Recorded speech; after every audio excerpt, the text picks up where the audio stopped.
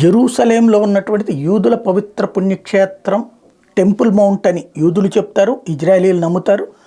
దాన్ని ధ్వంసం చేసి పైన అల్ అక్సా మసీద్ కట్టారని వాళ్ళ చరిత్ర చెప్తోంది. అయితే అది తమ ప్రార్థనా స్థలమేనని చెప్తారు ముస్లింలు.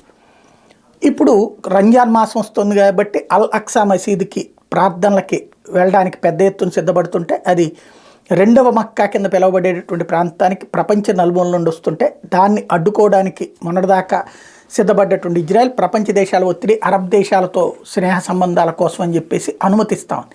కానీ క్రిందసారి ఇలాంటి అంటే అల్ అక్సా మసీద్ దగ్గర ప్రార్థనలకు అనుమతించిన సందర్భంలో అక్కడ వాళ్ళని రెచ్చగొట్టి ఆ పక్కన టెంపుల్ మౌంట్ని ధ్వంసం చేసి, అంటే అందులో సగం టెంపుల్ మౌంట్ ఉంది, దాన్ని ధ్వంసం చేయడానికి సిద్ధపడ్డారు. అట్లాగే యూదుల మీద దాడులకి సిద్ధపడ్డారు. ఆ రోజున ఇజ్రాయెల్ మీద దాడికి అక్కడికి వచ్చిన ముస్లింలను రెచ్చగొట్టేటటువంటి ప్రక్రియ కూడా ఆనాడు జరిగింది. ఇప్పుడు మళ్ళీ అట్లాంటి పరిణామాలు చోటు చేసుకునే పరిస్థితుంది. అట్లా రెచ్చగొట్టేటువంటి వాళ్ళు ఆ జనం మధ్యలో ఉంటారు. వాళ్ళు హమాస్ వాళ్ళు కావచ్చు, హిజ్బుల్లా వాళ్ళు కావచ్చు, లేకపోతే కనుక హౌతీలు కావచ్చు, వీళ్ళు ఎవరైనా ఉండొచ్చు అని అనుమానిస్తున్నటువంటి ఇజ్రాయెల్ ముందు జాగ్రత్త చర్యలు ప్రారంభించింది.